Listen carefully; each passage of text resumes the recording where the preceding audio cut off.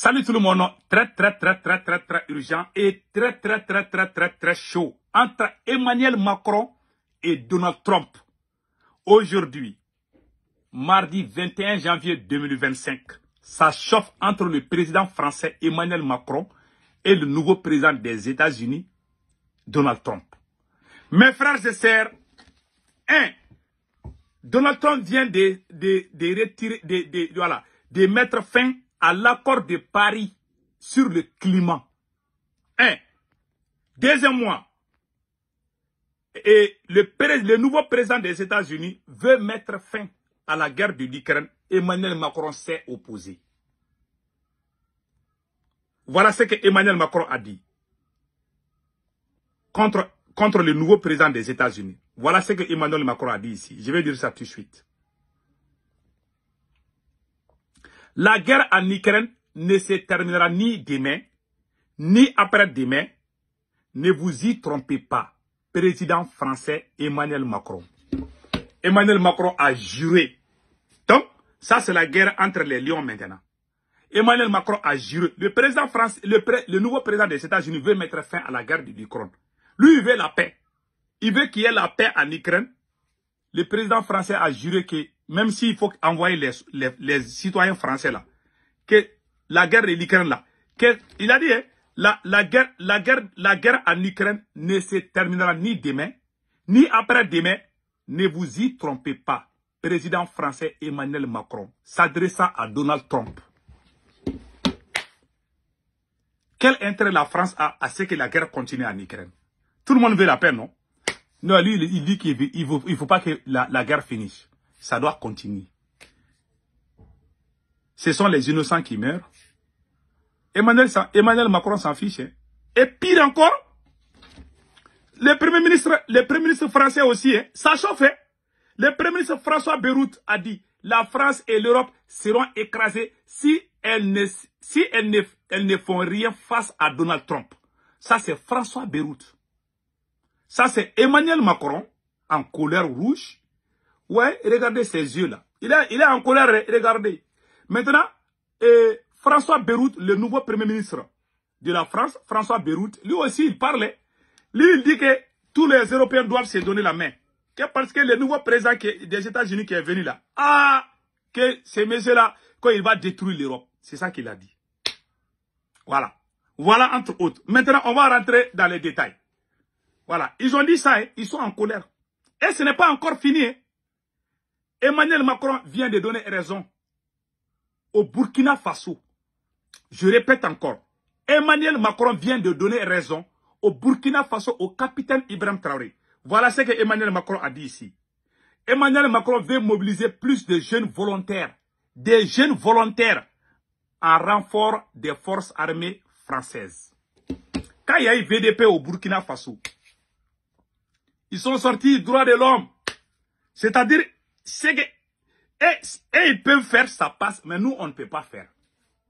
Tout est clair comme l'eau de roche. Tout est clair, hein? Il y a des choses qui donnent raison au capitaine Ibrahim Traoré. Il y a une grande surprise. Hein? Il y a un ancien officier de l'armée française qui a fait la plus grande révélation du siècle, que je vais vous montrer tout de suite. Quand j'ai entendu, j'ai pleuré. Un ancien officier de l'armée française a dit qu'il formait les gens au Sénégal pour trahir leur pays dans les années 80. C'est pas moi qui dis. Je vous laisse écouter ça tout de suite.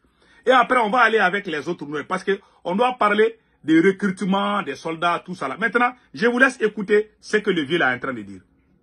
Vous avez aussi été envoyé au Sénégal et en Tunisie. Oui, mais alors à ce moment-là, en quoi là, c'est tout à fait différent. J'étais plutôt instructeur à ce moment-là. Donc pas pour faire du renseignement, mais pour instruire les officiers sénégalais et tunisiens dans les années 80. Voilà. Vous leur appreniez quoi? Eh bien, les techniques, les rudiments d'un service secret digne de ce nom.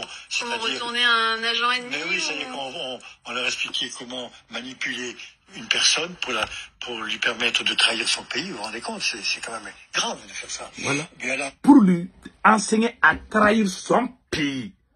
Vous voyez, le temps vient de donner raison au capitaine Ibrahim Traoré. Je vous ai dit, Les gens qui sont formés en France, là, les gens qui sont collés en France, là, ils ne sont pas clairs 100%. Il y a des bons parmi eux. Vraiment. Mais, voilà encore, on vient de donner raison au Burkina Faso. Au plus particulièrement au capitaine Patro. Ça vient de la bouche d'un ancien officier de l'armée française. Il dit qu'on formait les gens au Sénégal et en Tunisie à trahir leur propre pays.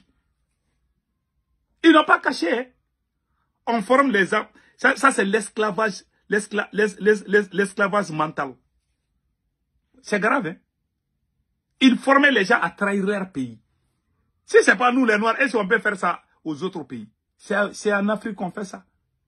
Ouais, ça fait mal. Hein? Être noir là, vraiment souvent. Et les Arabes aussi, bon.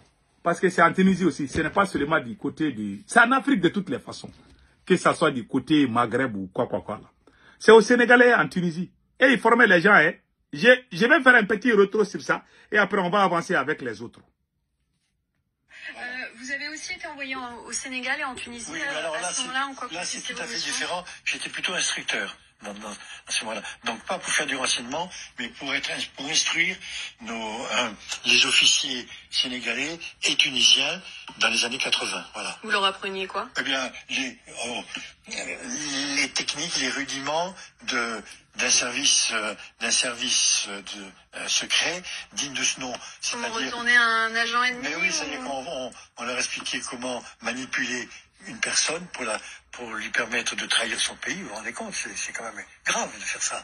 Mais là, on apprenait des techniques de filature, de boîte aux lettres, peut-être aussi, si je ne m'abuse, des techniques pour comment ouvrir des coffres forts ou des portières de voiture. Autrefois, il n'existait pas. Pouf. Leur enseigner à trahir leur pays. Quelqu'un qui quitte chez lui, il vient chez toi pour enseigner tes enfants comment trahir leur papa. Africain, il est temps de nous réveiller.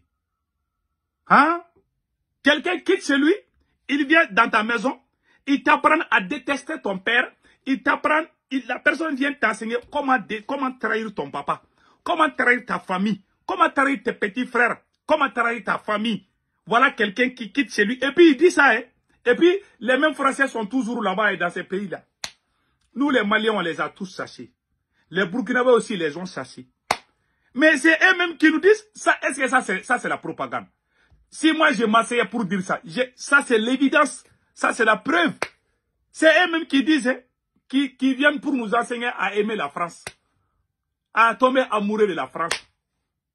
Mais quand tu es malade, tu as vu le petit frère de Blaise là, il est malade, il veut aller se soigner en France, on dit non. Ils sont pourtant, les chers dirigeants africains, si vous avez vos docteurs en France là, les jours que vous n'êtes plus au pouvoir là, vous allez mourir, ils ne vont pas vous accepter là-bas. En bon entendeur, salut. Maintenant, allons-y avec le cas d'Emmanuel Macron. Ça, c'est une première victoire pour le capitaine Ibrahim Traoré. Le capitaine avait dit ça. Il y a une semaine, le capitaine est sorti dire ça. Et voilà, on a des évidences ici là. C'est pas encore fini. Maintenant, Emmanuel Macron a rencontré les VDP français. Les VDP français. Je dis bien, Emmanuel Macron est en train de discuter avec les VDP français. Comme lui dit que les VDP là au Burkina, que c'est pas bon pour le droit de l'homme. Mais lui-même, il est en train de, en tant que président, voilà les réservistes du Burkina et de la France. Je vous montre ça tout de suite. Alors face à l'accélération des périls, je crois aujourd'hui que nous devons avec réalisme proposer à notre jeunesse vous voyez les VDP français. Au moment des grandes catastrophes, il existe une formidable énergie. Écoutons. Prête à donner son temps, ses talents. Nous le voyons aussi, cette énergie, nous savons faire si peu. De cet élan citoyen, trop souvent nous le dispersons. À ceux qui ont soif d'idéal, nous n'avons pas toujours de réponse d'engagement suffisamment exigeante ou structurée. Voilà. Aujourd'hui, nous nous contentons d'un recensement, d'une journée défense et citoyenneté, et je sais que vous en faites tous le constat. C'est trop peu. Voilà. D'où l'ambition du SNU. Voilà. J'ai pu rencontrer les premiers jeunes qui ont fait l'expérience du service national universel. Voilà. Mesurer leur satisfaction, leur plaisir à se retrouver. C'est les réserves. Pour poursuivre un engagement commun au service de notre nation, entendre leurs témoignages chaleureux, porteurs d'espoir et de confiance, c'est pour moi une source de confiance dans notre jeunesse. Pourquoi tu es contre les BDP du Burkina? Il faut aujourd'hui tracer un chemin que beaucoup espèrent. Voilà. Donner le choix de servir. Ouais, les BDP là. Non pas rétablir le service national obligatoire. Voilà. Mais permettre à une jeunesse volontaire d'apprendre avec les armées et d'en renforcer les rangs grâce à des talents recherchés. Voilà. De vivre aussi dans un environnement où les différences s'effacent pour remplir une mission qui donne du sens. Voilà. Celui du service, de l'entraide, Ouais. du respect, Voilà. de faire nation. Voilà. Donner le choix de servir. Voilà. Pour cela, nous devrons mieux détecter les volontaires, leurs compétences, Voilà. leur progression professionnelle, les former et être capables de les mobiliser le jour venu, de les employer en renfort des armées, en métropole ou ailleurs. Voilà. On renforce des armées aux métropoles ou ailleurs. Vous avez vu maintenant? Quand nous on fait, même si on fait des recrutements dans l'armée, ça ne leur plaît pas. Les pays qui ont coopération militaire avec la France là, même pour des recrutements, ils ne sont pas contents. Les histoires des banques mondiales et FMI là, tout ça là, ça aide. Ils ne veulent pas qu'on recrute des soldats. Ils ne veulent pas qu'on achète des armes, que ce n'est pas bon pour nous. Mais eux, ils ont des bombes atomiques là. Mais eux, pour avoir même des Kalachnikov là, eux, ils ne sont pas contents. Ils veulent qu'on se promène avec des bâtons et puis qu'on vienne nous envahir. Voilà la stratégie de ces gens. Tout ça, c'est des preuves. Tout ça là, ce sont des preuves. Donc, cher peuple africain, il est temps de comprendre les choses. D'après le capitaine Ibrahim Traoré, il faut décoloniser les mentalités. Il y a des gens qui dorment, hein. Il y a des gens qui ne croient pas à ça. Il y a des gens qui pensent que ça, la France, là, on va mourir. Oh, on ne va pas mourir, quoi. Restons vigilants, c'est tout ce que moi j'ai dit. Tant qu'on est unis là, on va gagner ce combat. Si l'Afrique a des gens comme capitaine partout là, tout le monde va se réveiller. Vous voyez comment les Burkinabés sont en alerte. Ouais, les Burkinabés sont en avance. Et ils ont compris. Ils ont un bon président. Le président dialogue tout le temps. Il parle bien. Il peut parler toutes les langues. Même l'anglais. Le capitaine peut parler ça. Il est fort. Hein? Il parle et puis il parle à l'aise. Il n'hésite pas. Et puis quand il parle là, il dit la vérité. Il ne parle pas comme certains présidents qui, quand ils parlent là, ah, les gens même ont peur. Donc vraiment c'est ça. Et le temps vient de nous donner raison. En tout cas, ça chauffe entre Emmanuel Macron et Donald Trump. Donc, passez un excellent week-end. Ciao, ciao.